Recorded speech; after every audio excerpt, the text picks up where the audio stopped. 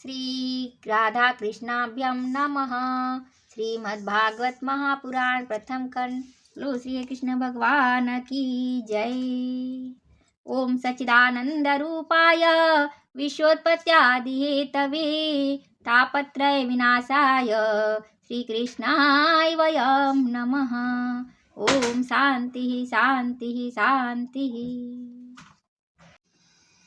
श्री गणेशाय नमः। हनुमान जी सुनिए, शिव जी सुनिए, श्री कृष्ण भगवान सुनिए, राधे राधे, सीताराम सीताराम।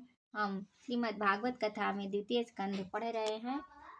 श्री अथ नवमोऽध्यायः। ब्रह्मा जी का भगवत धाम दर्शन और भगवान के द्वारा उन्हें चतुश्लोकी भागवत का उपदेश। श्री शुक उवाच। श्री सुखदेव जी ने कहा, परीक्षित, जैसे स्वप्न में देखे जाने वाले पदार्थों के साथ उसे देखने वाले का कोई संबंध नहीं होता, वैसे ही देहादि से अतीत अनुभव स्वरूप आत्मा का माया के बिना दृश्य पदार्थों के साथ कोई संबंध नहीं हो सकता।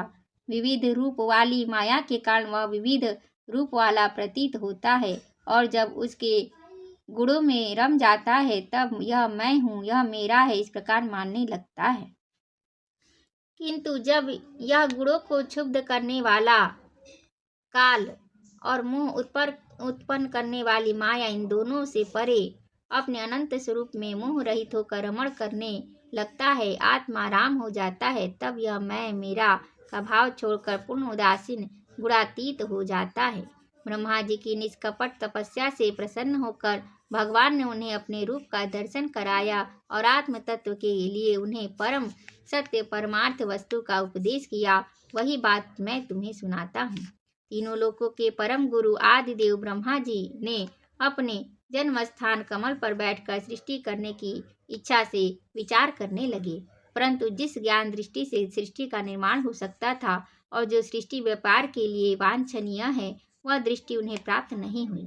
एक दिन वे यही चिंता कर रहे थे कि प्रलय के समुद्र में उन्होंने व्यंजनों के 16वें एवं 21वें अक्षर त तथा प को तप तप तप करो इस प्रकार 2 बार सुना। परीक्षित, महात्मा लोग इस तप को ही त्यागियों का धन मानते हैं। यह सुनकर ब्रह्मा जी ने वक्ता को देखने की इच्छा से चारों ओर देखा, परंतु वहां दूसरा कोई उसे न दिखाई पड़ा। वे अपने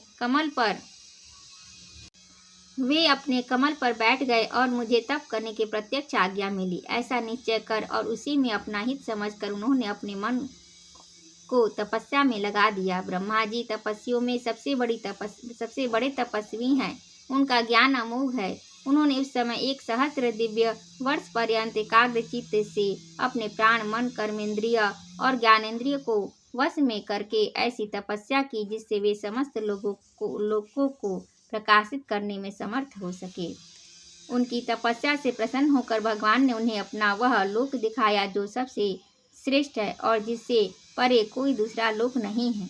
उस लोक में किसी भी प्रकार के क्लेश, मोह और भय नहीं है।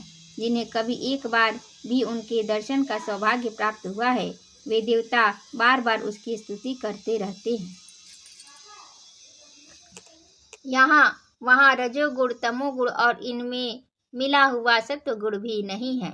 वहाँ न काल की दाल गलती है और न माया ही कदम रख सकती है। फिर माया के बाल बच्चे तो जा ही कैसे सकते हैं। वहाँ भगवान के वे पार्षद निवास करते हैं जिनका पूजन देवता और दैत्य दोनों ही करते हैं। उनका उज्ज्वल आभा से युक्त श्याम शरीर, शतदल कमल के समान कोमल नेत्र और पीले रंग के वस्त्र से शोभायमान है। अंग अंग से राशि राशि सौंदर्य बिखरता रहता है। वे कोमलता की मूर्ति हैं। सभी के 4 भुजाएं हैं। वे स्वयं तो अत्यंत तेजस्वी है ही, मणिजटित सुवर्ण के प्रभाव में आभूषण भी धारण किए रहते हैं। उनकी छवि मूंगे वैदुर्य मणि और कमल के उज्जवल तंतु के समान है। उनके कानों में कुंडल, मस्तक पर मुकुट और कंठ में मालाएं शोभायमान है। जिस प्रकार आकाश बिजली सहित बादलों से शोभायमान होता है, वैसे ही वह लोक मनोहर कामनियों की कांति से युक्त महात्माओं के दिव्य तेजोमय विमानों से स्थान स्थान पर सुशोभित होता रहता है। उस वैकुंठ लोक में लक्ष्मी जी सुंदर रूप धारण करके अपनी विविध भूतियों के द्वारा भगवान के चरण कमलों की अनेक प्रकार से सेवा करती रहती हैं। कभी कभी जब वे झूले पर बैठकर अपने प्रियतम भगवान के लीलाओं का गायन करने लगती हैं, तब उनके सौंदर्य सुरभि से उन्मत्त होकर भौरे स्वयं उन लक्ष्मी जी का गुणगान करने लगते हैं। ब्रह्मा जी ने देखा कि उस दिव्य लोकों में समस्त भक्तों को के रक्षक लक्ष्मीपति, यज्ञपति एवं विश्वपति भगवान विराजमान हैं। सुनंद, नंद, प्रबल और अरहण आदि मुख्य मुख्य पार्षदगण उन प्रभु की सेवा कर रहे हैं। उनका मुख काल प्रसाद मधुर मुस्कान से युक्त है। आंखों में लाल लाल डोरियां हैं।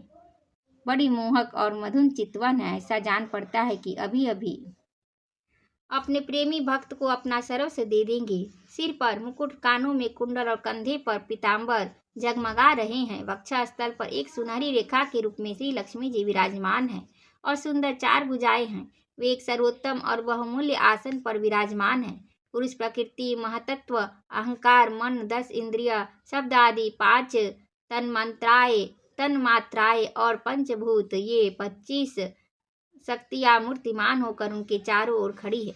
समग्र ऐश्वर्य, धर्म, कीर्ति, श्री, ज्ञान और वैराग्य, इन 6 नित्य सिद्ध स्वरूप भूत शक्तियों से वे सर्वदा युक्त रहते हैं। उनके अतिरिक्त और कहीं भी ये नित्य रूप से निवास नहीं करती। वे सर्वेश्वर प्रभु अपने नित्य आनंदमय स्वरूप में ही नित्य निरंतर निमग्न रहते हैं। उनका दर्शन करते ही ब्रह्मा जी का हृदय आनंद के उद्रेक से लबालब भर गया। शरीर पुलकित हो उठा, नेत्रों में प्रेमाश्रु छलक आए। ब्रह्मा जी ने भगवान के उन चरण कमलों में जो परमहंसों के निवृत्ति मार्ग से प्राप्त हो सकते हैं, सिर झुकाकर प्रणाम किया। ब्रह्मा जी के प्यारे भगवान अपने प्रिय ब्रह्मा को प्रेम और दर्शन के आनंद में निमग्न शरणागत और प्रजा सृष्टि के लिए आदेश देने के योग्य देखकर बहुत प्रसन्न हुए। उन्होंने ब्रह्मा जी से हाथ मिलाया और मंद मुस्कान से अलंकृत वाणी में कहा। श्री भगवान ने कहा, ब्रह्मा जी, तुम्हारे हृदय में तो समस्त वेदों का ज्ञान विद्यमान है। तुमने सृष्टि रचना की इच्छा से चिरकाल तक तपस्या करके मुझे भली भांति संतुष्ट कर दिया है। मन में कपट रखकर योग साधन करने वाले मुझे कभी प्रसन्न नहीं कर सकते। तुम्हारा कल्याण हो। तुम्हारी जो अभिलाषा हो वही वर मुझे से मांग लो। तुम्हारी जो अभिलाषा हो वही वर मुझसे मांग लो, क्योंकि मैं मुंह मांगी वस्तु देने में समर्थ हूँ। ब्रह्मा जी, जीव के समस्त कल्याणकारी साधनों का विश्राम पर्यवसान मेरे दर्शन में ही है। तुमने मुझे देखे बिना ही उसे सूने जल में मेरी वाणी सुनकर इतनी घोर तपस्या की है। इसी से मेरी इच्छा से तुम्हें मेरे लोक का दर्शन हुआ है। तुम उस समय सृष्टि रचना का कर्म करने में किंग कर्तव्य विमूढ़ हो रहे थे। इसी से मैंने तुम्हें तपस्या करने की आज्ञा दी थी, क्योंकि निष्पाप तपस्या मेरा हृदय है और मैं स्वयं तपस्या का आत्मा हूँ। मैं तपस्या से ही इस संसार की सृष्टि करता हूँ, तपस्या से ही इसका धारण पोषण करता हूँ और फिर तपस्या से ही इसे अपने में लीन कर लेता हूँ। तपस्या मेरी एक दुर्लंघ्य शक्ति है। ब्रह्मा जी ने कहा, भगवान, आप समस्त प्राणियों के अंतःकरण में साक्षी रूप से विराजमान रहते हैं। आप अपने अप्रतिहत ज्ञान से यह जानती हैं कि मैं क्या करना चाहता हूँ। नाथ, आप कृपा करके मुझ याचक की यह मांग पूरी कीजिए कि मैं रूप रहित आपके सगुण और निर्गुण दोनों ही रूपों को जान सकूं। आप माया के स्वामी हैं। आपका संकल्प कभी व्यर्थ नहीं होता। जैसे मकड़ी अपने मुंह से जाला निकालकर उसी में क्रीड़ा करती है और फिर उसे अपने में लीन कर लेती है, वैसे ही आप अपनी माया का आश्रय लेकर इस विविध शक्ति संपन्न जगत की उत्पत्ति, पालन और संहार करने के लिए अपने आप को ही अनेक रूपों में बना देते हैं और क्रीड़ा करते हैं। इस प्रकार आप कैसे करते हैं, इस मर्म को मैं जान सकूं, ऐसा ज्ञान आप मुझे दीजिए। आप मुझ पर ऐसी कृपा कीजिए कि मैं सजग रहकर सावधानी से आपकी आज्ञा का पालन कर सकूं और सृष्टि की रचना करते समय भी कर्तापन आदि के अभिमान से बंध ना जाऊं। प्रभु, आपने एक मित्र के रूप में हाथ पकड़कर मुझे अपना मित्र स्वीकार किया है, अतः जब मैं आपकी इस सेवा सृष्टि रचना में लघु और सावधानी से पूर्व सृष्टि के गुण कर्मानुसार जीवों का विभाजन करने लगूं, तब कहीं अपने को जन्म कर्म से स्वतंत्र मानकर प्रबल अभिमान न कर बैठूं। श्री भगवान ने कहा अनुभव प्रेमा भक्ति। श्री भगवान ने कहा अनुभव प्रेमा भक्ति और साधनों से युक्त अत्यंत गोपनीय अपने स्वरूप का ज्ञान मैं तुम्हें कहता हूँ, तुम उसे ग्रहण करो।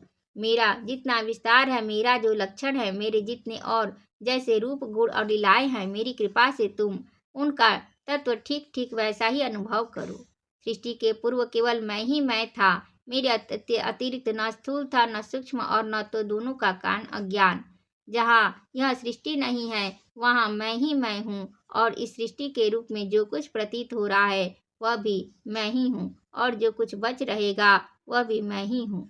वास्तव में न होने पर भी जो कुछ अनिवार्चनीय वस्तु मेरे अतिरिक्त मुझ परमात्मा में दो चंद्रमाओं की तरह मिथ्या ही प्रतीत हो रही है, अथवा विद्यमान होने पर भी आकाश मंडल के नक्षत्रों में राहु की भांति जो मेरी प्रतीति नहीं होती, इसे मेरी माया समझना चाहिए। जैसे प्राणियों के पंचभूत से रचित छोटे बड़े शरीर में आकाश आदि पंच महाभूत उन शरीर के कार्य रूप से निर्मित होने के कारण प्रवेश करते भी हैं, और पहले से ही उन स्थानों और रूपों में कारण रूप से विद्यमान रहने के कारण प्रवेश नहीं भी करते हैं, वैसे ही उन प्राणियों के शरीर की दृष्टि से मैं उनमें आत्मा के रूप से प्रवेश किए हुए हूँ, और आत्म दृष्टि से अपने अतिरिक्त और कोई वस्तु न होने के कारण उनमें प्रविष्ट नहीं भी हूँ। यह ब्रह्म नहीं, इस प्रकार निषेध की पद्धति से और यह ब्रह्म है इस अन्वय की पद्धति से यही सिद्ध होता है कि सर्वातीत एवं सर्वस्वरूप भगवान ही सर्वदा और सर्वत्र स्थित हैं। वही वास्तविक तत्व है।